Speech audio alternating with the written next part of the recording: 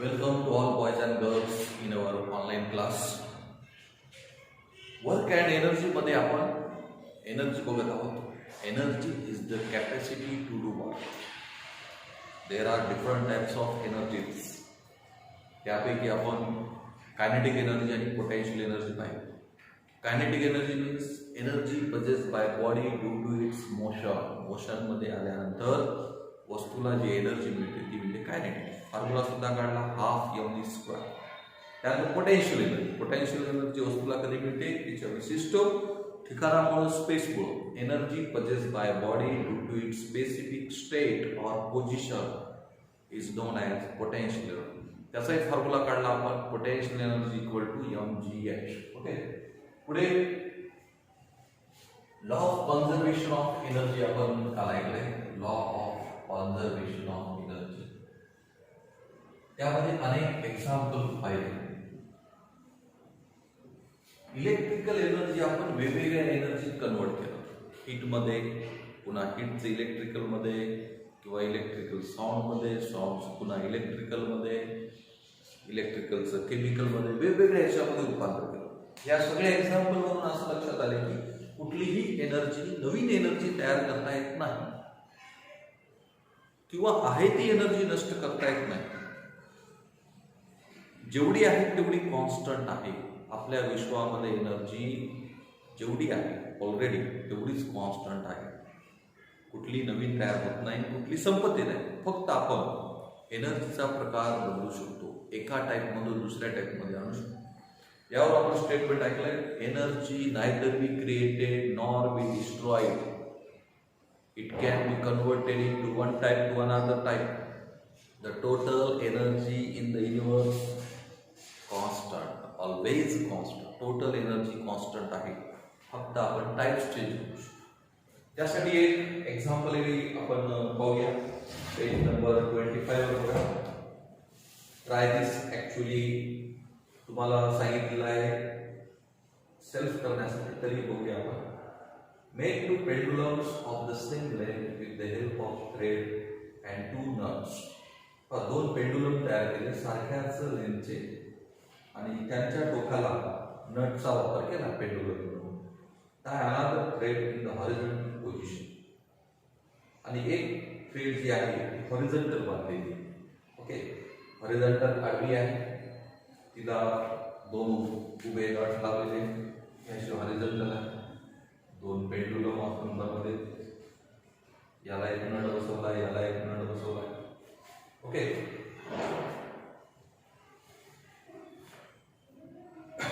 Tie the 2 pendulums to the horizontal thread in such way that they will not hit each other while swinging. जेव्हा swinging होतात ते एकमेकाला touch झाले नाही पाहिजे, ही काळजी घ्या. Now swing one of the pendulums and observe what you see. पुढे मागे या पद्धतीनं स्विंग करा. याला एकाला स्विंग करा. You will see that as the speed of oscillation of the pendulum slowly decreases, the second pendulum, which was initially stationary, begins to swing. Thus, one pendulum transfers energy to the other. समजा हा स्थिर ठेवला आणि हा आपण पुढे आणून सोडला. स्विंग व्हायला पुढे. सुरुवातीला फास्ट स्विंग होईल. जेव्हा जेव्हा याचे स्लो व्हायला लागेल तेव्हा हा जो स्थिर आहे स्टेशनरी तो स्विंग व्हायला लागेल. का? याचा अर्थ या पेंडुलमची एनर्जी आपोआप याला मिळणार. म्हणून हा स्टार्ट झाला. हा स्विंग होता म्हणजे एनर्जी मिळाली. ही एनर्जी पुढे मिळाली. याचे पेंडुलम हळूहळू संपत जाते, ते याचे सुरू होत जाते, तरी ते एनर्जी ट्रान्सफर झालं. तर या ठिकाणी लक्षात घ्या की हा पेंडुलम मोशनमध्ये होता, पुन्हा हा स्थिर झाला, तरी ते एनर्जी संपली असं म्हणता येत. एनर्जी त्याच्यात कन्वर्ट झाली. कुठं ना कुठेतरी एनर्जी कन्वर्ट होत असते. हे आपल्याला याच्यावरून सांगतो. पुढे जाऊया आपण आता. Free fall. फ्री फॉल म्हणजे काय?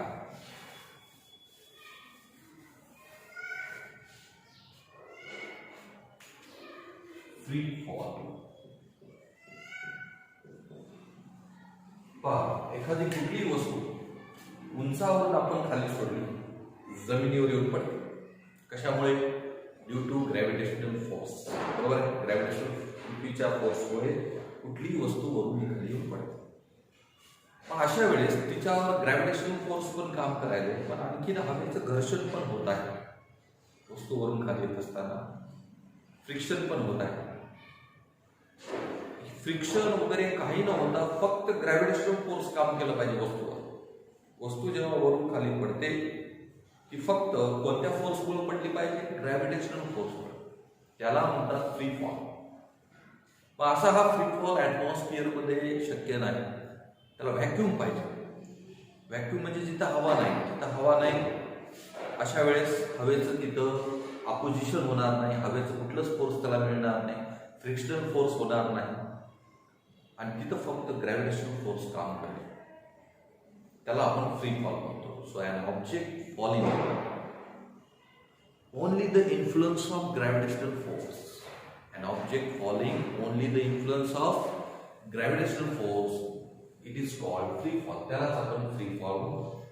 मग आता एखादी वस्तू वरून खाली पडत असताना त्या वस्तूच्या एनर्जीत बदल होतो. आपल्याला माहिती आहे, जेव्हा एखादी वस्तू उंचावर राहतो तिच्यात पोटेन्शियल एनर्जी असते.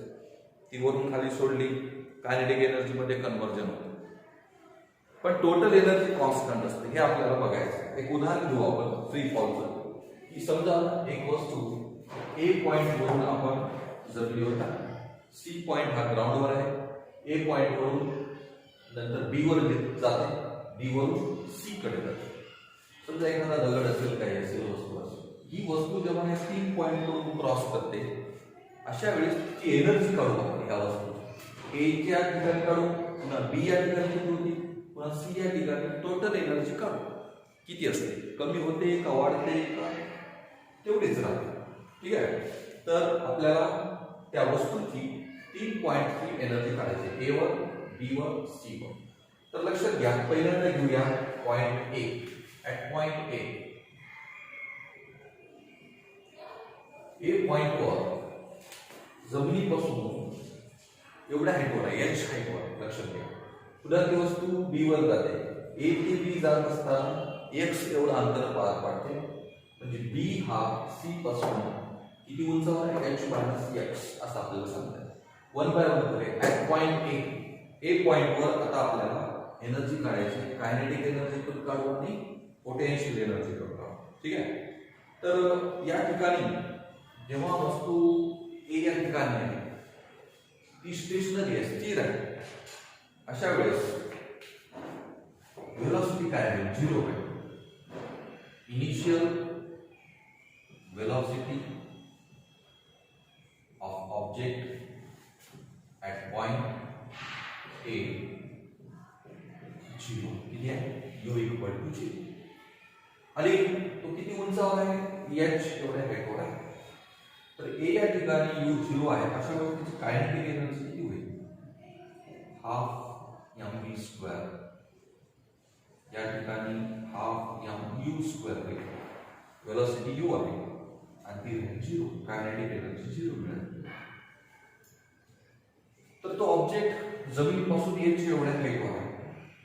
Object is placed at height h from ground.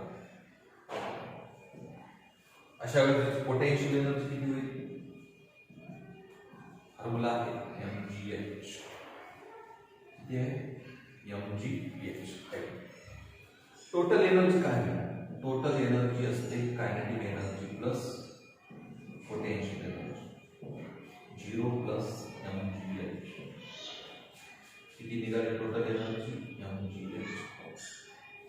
तर लक्षात घ्या, पॉइंट ए या ठिकाणी त्या वस्तूची एनर्जी निघाली, टोटल एनर्जी देऊ आपण mgh. किती निघाली? mg. दोन्ही एनर्जी काढली, कायनेटिक, पोटेन्शियल. तर लक्षात ठेवा, जेव्हा वस्तू ए या पॉइंटवर स्थिर आहे, इथं कायनेटिक 0 आहे. हिच्यामध्ये फक्त पोटेन्शियल एनर्जी आहे. टोटल एनर्जी कोणती आहे? पोटेन्शियल. आता ती वरून खाली पडणार. समजा की आता बी या पॉइंटवर, किती? बी या पॉइंट. तर तिची टोटल एनर्जी काय आहे ते काढूया. बघा, ते झालं ऍट पॉइंट बी.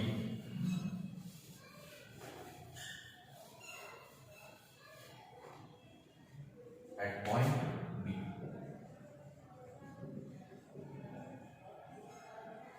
सुरुवातीला इनिशियल वेलोसिटी 0च आहे, फायनल वेलोसिटी आपण काहीतरी घेऊया या ठिकाणी. तर ऍट पॉइंट बी या ठिकाणी let velocity of object at point B is vb. काय घेऊया, फक्त v घेण्याच्या ऐवजी vb घेऊया. तर काय होईल बघा, let velocity of object at point B is vb through distance किती घेऊया, थ्रू डिस्टन्स किती अंतर पार पडलं a पासून b पर्यंत x. या ठिकाणी u0 आहे initial velocity, final velocity vb घेतली आणि या ठिकाणी डिस्टन्स किती आहे x. किती पार पडलेला आहे, x पार पडलेला आहे. आणि आपल्याला या ठिकाणी ऍक्सेलरेशन घ्यायचं आहे g. ऍक्सेलरेशन किती घेणार, g. तर वस्तू वरून खाली पडते ड्यू टू ग्रॅव्हिटेशनल फोर्स. अशा वेळेस ऍक्सेलरेशन काय घ्यायचं, ऍक्सेलरेशन ड्यू टू ग्रॅव्हिटी. यावरून आता न्यूटनचं आहे थर्ड कायनेटिकल इक्वेशन लिहा, v² = u² + 2as. कारण आपल्याला v² काढायचा, v² चा वापर आपल्याला कायनेटिक एनर्जी मध्ये करायचा. आणि या ठिकाणी आपल्याला कायनेटिक आणि पोटेन्शियल दोन्ही एनर्जी काढायचा. कायनेटिक एनर्जीचा फॉर्म्युला हाफ m v², म्हणून v² काढण्यासाठी आपल्याला तर या ठिकाणी मग सगळ्या व्हॅल्यू घेऊया. v चं वेलोसिटी आपण vb घेऊया, vb² u0 आहे 2gx. a म्हणजे g घेतलं, किती डिस्प्लेसमेंट x, म्हणजेच vb² मिळालं 2gx. कायनेटिक एनर्जी काय होईल, half m vb², half m vb², half m into 2gx. vb² म्हणजे काय, 2gx. Cancel mgx. Kinetic energy किती मिळाली, mgx. ओके, एवढी कायनेटिक एनर्जी आपल्याला मिळेल. आता पोटेन्शियल एनर्जी काढूया.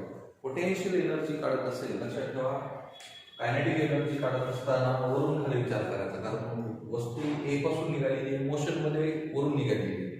आणि पोटेन्शियल एनर्जीचा विचार करत असताना जमिनीपासून किती हाईटवर आहे ते विचार करायला. पुढे height of object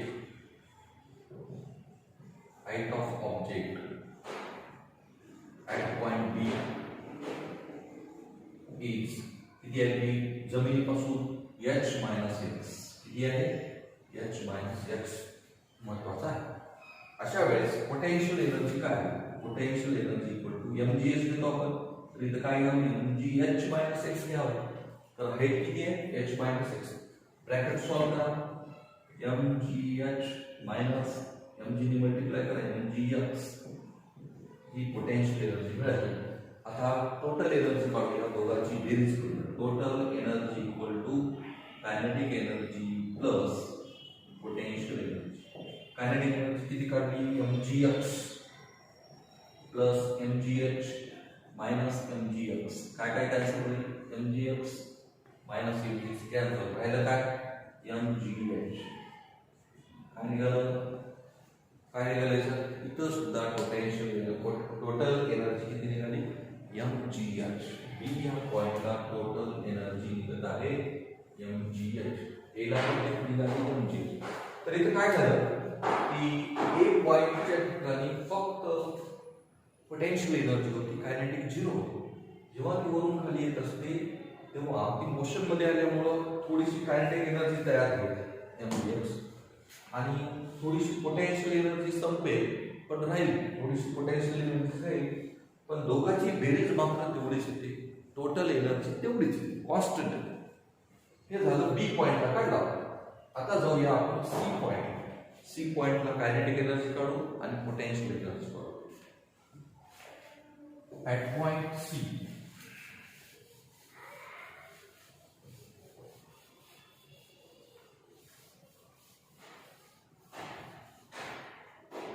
point C,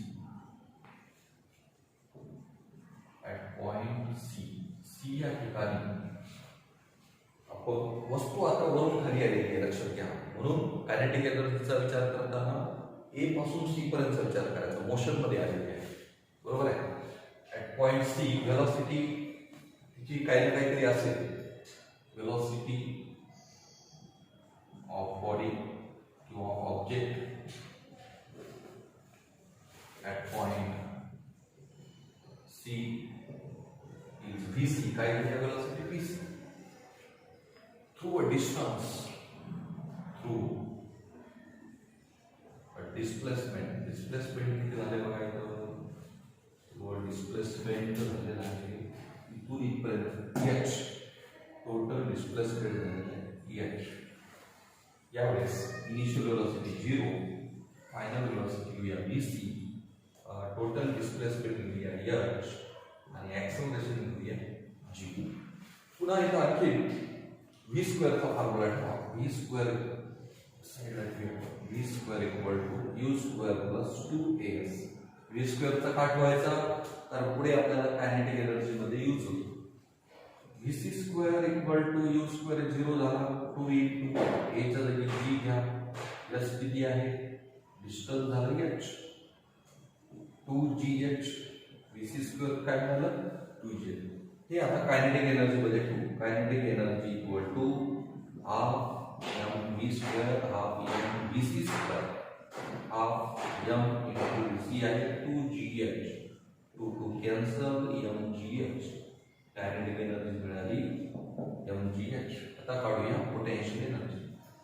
तर कायनेटिक एनर्जी काढताना वरून खाली विचार करायचा, कारण मोशन मध्ये आहे, एक असताना h अंतर कव्हर केलं, ठीक आहे. पण आता पोटेन्शियल एनर्जी काढत असताना ती जमिनीपासून किती उंचावर आहे, सी पॉइंट हा जमिनीवर आहे, म्हणजे ती जमिनीवर आहे म्हणजे हाईट किती झाली, 0. Height of object at point C h equal to height 0 आहे. हाईट 0 म्हणजे पोटेन्शियल एनर्जी किती होईल, mgh. हाईट 0 पोटेन्शियल एनर्जी झाली 0. टोटल एनर्जी काढूया, kinetic energy plus potential energy. Kinetic energy किती काढली, mgh. पोटेन्शियल निघाली 0, टोटल निघाली mg. इथे सुद्धा टोटल एनर्जी mg आहे. सी पॉइंटला सुद्धा टोटल एनर्जी काय मिळाली, mgh. म्हणजे एनर्जी वाढली नाही, कमी झाली नाही, आहे तेवढीच आहे. ए पॉइंटला mgh आहे, बी ला पण mgh आहे, सी ला पण mgh आहे. मग काय झालं, फक्त इथं प्रकार चेंज झाला. खाली सी पॉइंटला पोटेन्शियल एनर्जी 0 झाली आणि कायनेटिक एनर्जी, म्हणजेच लक्षात घ्या, जेव्हा वस्तू ए पॉइंटला असते इथं तिच्यात फक्त पोटेन्शियल एनर्जी होती, कायनेटिक 0 होती. तेव्हा ती बी ला आली तेव्हा कायनेटिक एनर्जी काही तयार झाली आणि काही पोटेन्शियल एनर्जी राहिली, दोन्ही मिळून टोटल कॉन्स्टंट राहील. पण सी या ठिकाणी येत असताना पूर्णपणे पोटेन्शियल एनर्जी संपत्ती 0 होते आणि तिचं रूपांतर कायनेटिक मध्ये होते. अशा पद्धतीनं वस्तूच्या एनर्जी चेंज होत असतो. या एक्झाम्पलवर सांगता येतं, energy neither be created nor be destroyed, it only converted into one type two another type, total energy in the universe cost. या एक्झाम्पलवर सांगता येते तिन्ही पॉइंटला टोटल एनर्जी कॉन्स्टंट आहे. ओके.